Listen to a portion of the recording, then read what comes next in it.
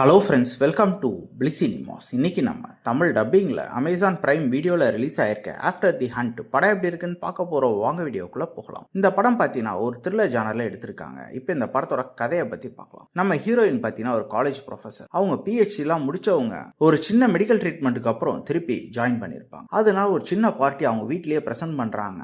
அதில் அவங்க ஹஸ்பண்டு, அவங்க கோ ஒர்க்கர்ஸ், அதே மாதிரி ஸ்டூடெண்ட்ஸும் கலந்துக்கிறாங்க. அங்கே எல்லாருமே ஜாலியாக ஒரு சில விஷயங்களை பேசிக்கிட்டு இருக்காங்க. அதில் ஒரு சில முரண்பாடுகளான விஷயமும் நடக்க தான் செய்யுது. இந்த மாதிரி சிச்சுவேஷன்ல அங்க வந்திருக்கவர் தான் பாத்தீங்கன்னா ஹேங்க். அவங்க நம்ம ஹீரோயினோட ரொம்பவே க்ளோஸ் ஆன ஒரு ஃப்ரெண்ட், ஏன் எக்ஸ்ன்னு கூட சொல்லலாம். இந்த மாதிரி சிச்சுவேஷன்ல அவரு பாத்தீங்கன்னா மேகி அப்படின்ற ஒரு ஸ்டூடெண்ட்டை கூட்டிட்டு போறாரு. அடுத்த நாள் பாத்தீங்கன்னா அந்த பொண்ணு வராம இருக்கு. என்னடான்னு பார்க்கும்போது நம்ம ஹீரோயின் கிட்ட அது கம்ப்ளைண்டா வருது. அந்த பொண்ணு சொல்லுது, இந்த மாதிரி ஹேங்க் என்ன நேத்து கூட்டிட்டு போனாரு, டிராப் பண்ணும்போது ஒரு ட்ரிங்க் சாப்பிடலாமா அப்படின்னாரு, அதுக்கப்புறம் ஒரு எல்லம் மீறிட்டாரு அப்படின்றாங்க. இதை நம்ம ஹீரோயினால நம்பவே முடியல. அது மட்டும் இல்லாம அந்த பொண்ணு ஒரு கருப்பினத்தை சேர்ந்த பொண்ணா இருக்கு. நம்ம ஹீரோயினால யாரை நம்புறதுனே தெரியல. அதுக்கப்புறம் இந்த படத்துல நடக்கிற சுவாரஸ்யமான சம்பவங்கள் என்ன, கடைசியில என்னதான் ஆச்சு அப்படின்றதான் இந்த படத்தோட மொத்த கதையே. இப்ப இந்த படத்தை ஏன் பார்க்கலாம் அப்படின்றதுக்கு ஒரு 3 விஷயம் சொல்றேன். கண்டிப்பா இவங்க கையாண்டிருக்க இந்த விஷயத்த சொல்லலாம். அதாவது ஸ்டோரி பிளாட். ஒரு பொண்ணுக்கு இந்த மாதிரி ஒரு அபியூஸ் நடந்திருக்கு அப்படின்னு சொல்லுது. அதுல உண்மை இருக்கா இல்லையான்றதே நமக்கு தெரியாது. அதை ரொம்ப நீட்டா அந்த ஒரு சில கன்ஃபியூஷன்ஸோட ரொம்ப சூப்பராகவே பிரசன்ட் பண்ணியிருக்காங்க.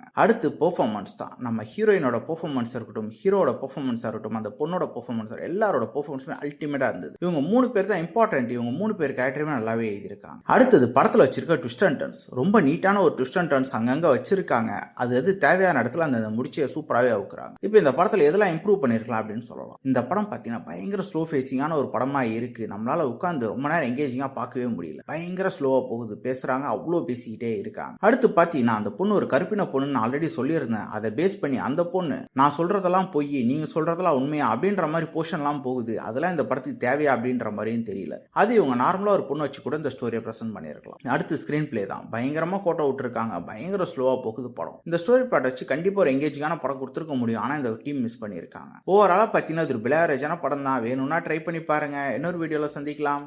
தேங்க்யூ.